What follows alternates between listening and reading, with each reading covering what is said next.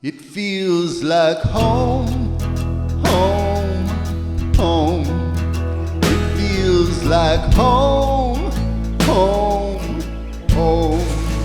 It feels like home.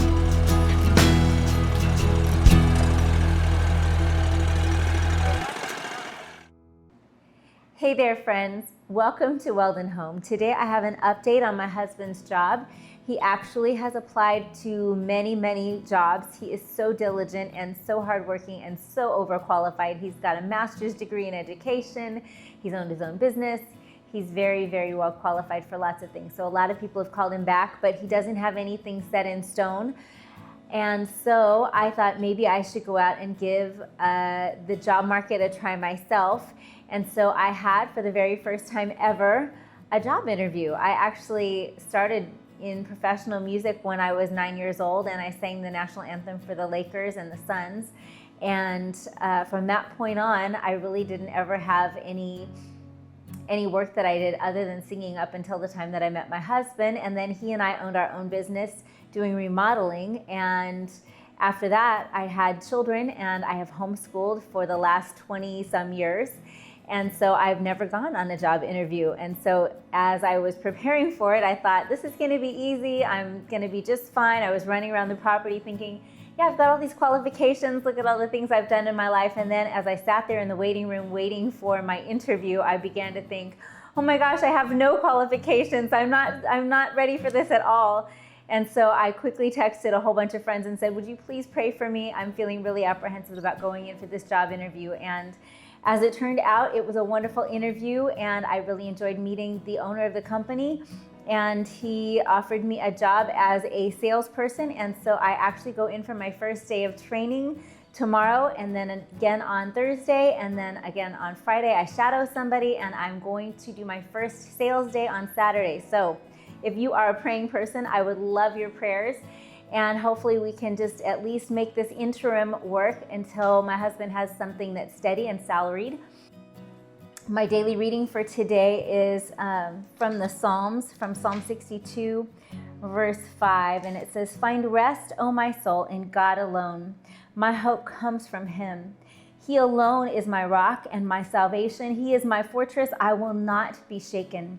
My salvation and my honor depend on God. He is my mighty rock, my refuge. Trust in him at all times.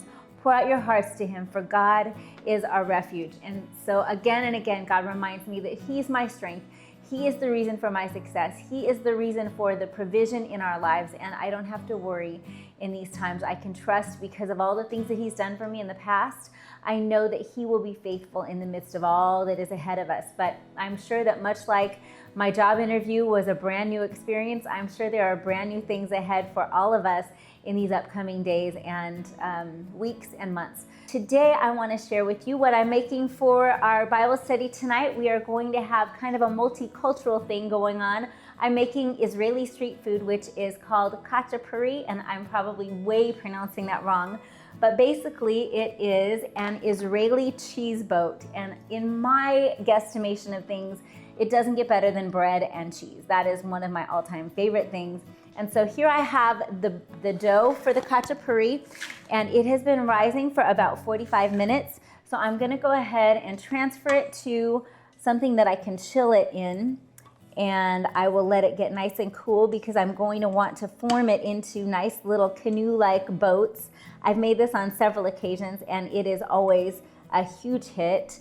It's actually cheese boats, and then you crack an egg on the top for the last few minutes of baking, and you have a runny egg that just absolutely highlights and makes all of the other flavors much more delectable. So I'm gonna put that into the fridge to chill it until I'm ready to pull it out for the evening.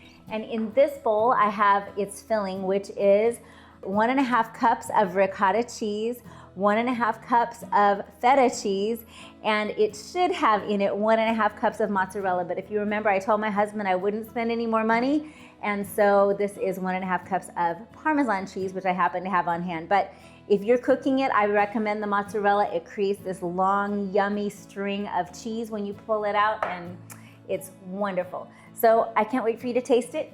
And in other news, my son Luke made us this wonderful yogurt loaf out of Greek yogurt, and it is a traditionally French recipe. He's finishing up his studies in French culture, and one of the things that he learned about was that grandparents in the French culture would teach their grandchildren to make a cake, and this was the first cake that they would learn to make. And so it is called a granny cake.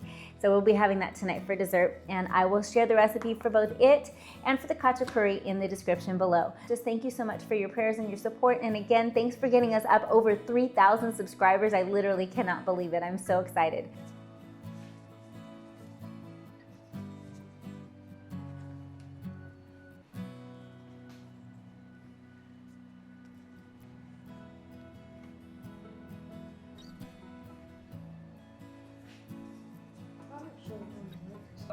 So here they are out of the oven, and I think that I'm going to get some runny yolk. Oh no, is it overcooked all the way through? Let me see if this one is. Come on, please be runny. Somebody's yolk. Nope. I overcooked the yolks, you guys. There's one. There's one. There's one. There. Ha. All right, I'm gonna stick that one on a plate so that we can see how lovely. Can you see that? Right there, right there. That is the money shot. Can you kind of see, Mara? Mm-hmm. Is it showing all the goodness of it? It is. It's beautiful. All right. So we're having that, we're having this, we're having the yogurt cake, and we've got lovely people here. And I hope that you guys all will give this a shot. Thank you again so much for watching. I'm so stoked we have over 3,000 subscribers. That is just nutty, nutty, nutty. Thank you so much, and I'll see you on the next video. Take care.